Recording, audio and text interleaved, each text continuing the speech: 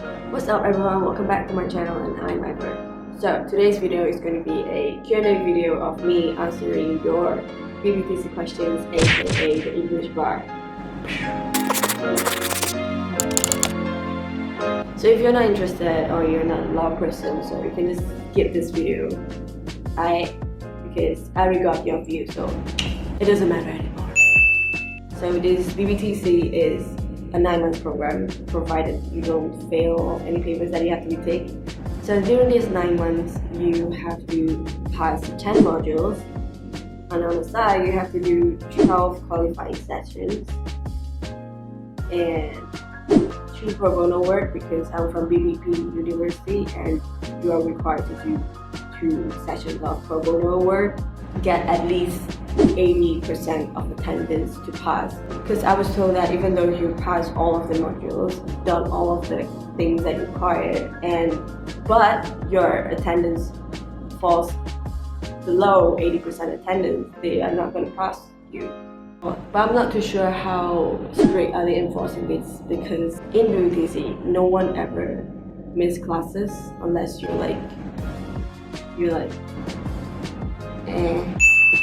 So there are 4 types of ends of court that you have to register before you enroll to the bar course, because those are the ends that are going to call you to the bar. And when I say call, it's not like call, it's like call. What I mean, like call to the bar in the respective thing. It's basically like a social legal gathering where you're put to random strangers and like in a table, eating, dining or anything. Or sometimes you have to attend a talk, and that's counted as qualifying sessions. The way I see qualifying sessions are just awkward get together when you're sat next to a stranger and you're forced to engage conversation, because I'm an introvert. But in a way it's good because you get to know those bar students that are from other places, other institutions, and that's when you get your contacts, you know. And why did I join Middle Temple, you ask? Because Middle Temple offers free meals for out of London students. Unlimited red wine, even though I don't drink a lot, but it's good, you know. You just don't have to pay for anything, you just have to be in London. And I was from Bristol, right? Because I just had to pay like £5 megabus from Bristol to London, and that's all. £5 is all you have to pay for unlimited red wine, girl. So this question from MEH. Congrats, Ivor, well done tries. Can you advise on how you managed to do civil and crim litigation exams? What was your way of revising that? Kisses. Well, glad that you asked, because I failed civil. I got 58, bro. 1 question away from passing mark. Like, what the hell? So the best way to revising them for the purpose of exam is to keep doing Q&A, keep doing it until you just plant in your memories. Like, you can't just memorize it, because have you seen how thick the white books are? Like 2 volumes like that. So advocacy, conference, those 2 are oral examinations. Civil, criminal, drafting, opinion writing, ethics, arbitration, dispute resolutions, ADR, because we always call it ADR, and 2 optional modules that you choose on your own.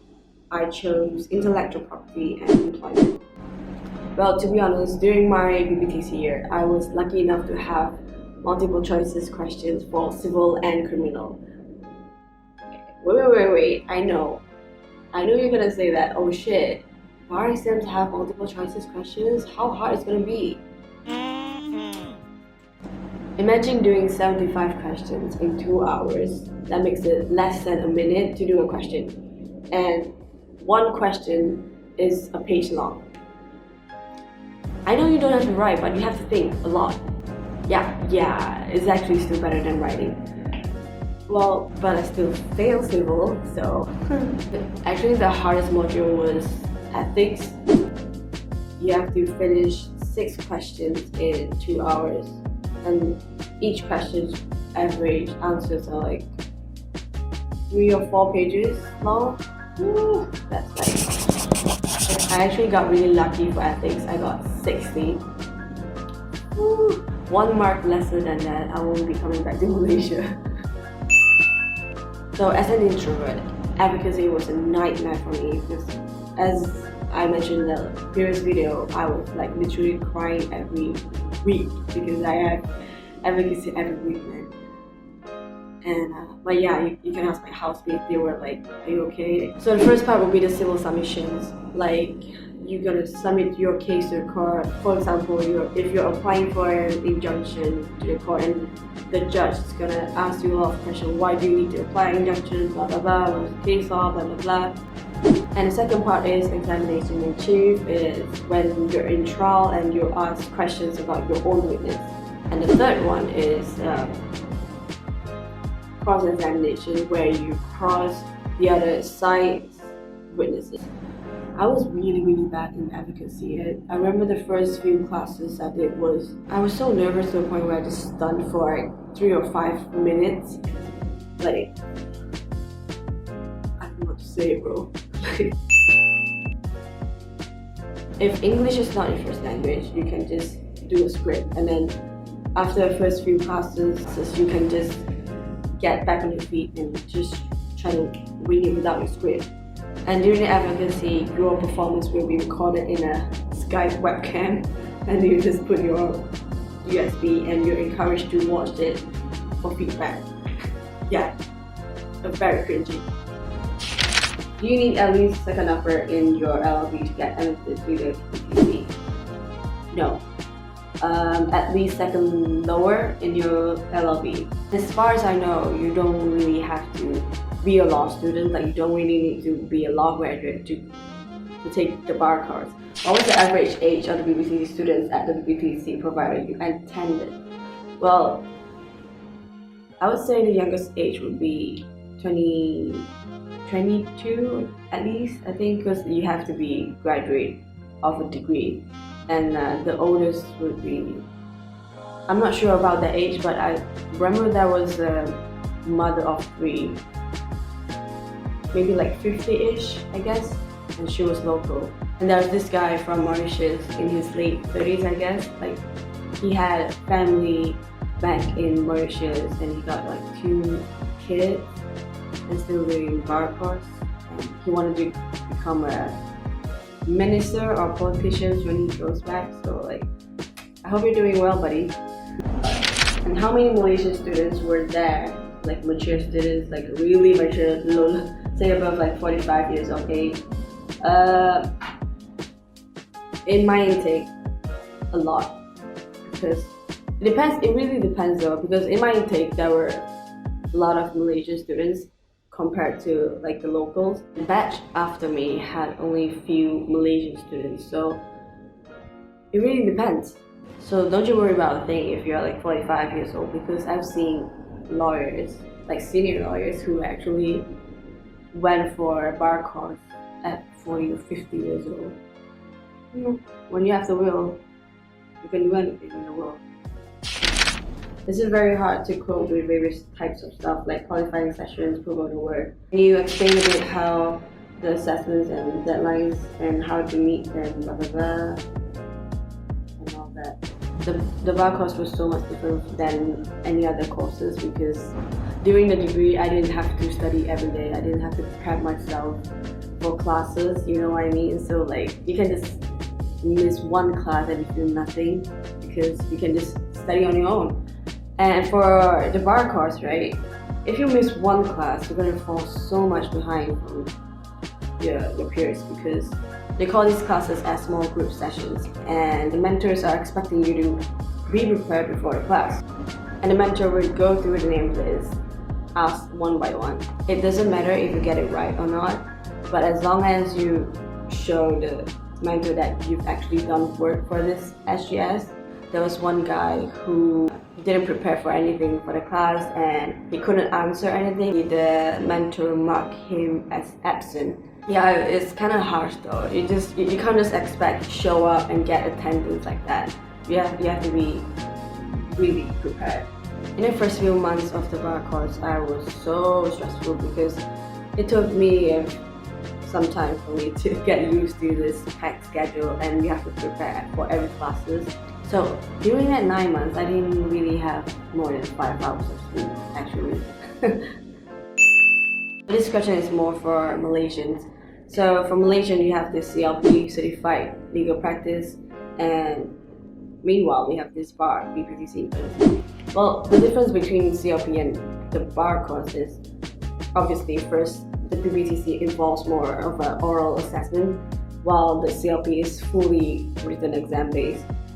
What I'm really afraid of the CLP is that they set a quota for a passing rate. Like for example, for this year, for example, only 30% of the CLP students can pass. So it doesn't make sense. So no matter how hard I try, I couldn't pass. So it doesn't base on your effort that you put in. So I don't think it's fair enough. Meanwhile, for the bar course, the result is really based on your effort and your performance as a whole. Because being an introvert, I really want to challenge myself to be out of my comfort zone.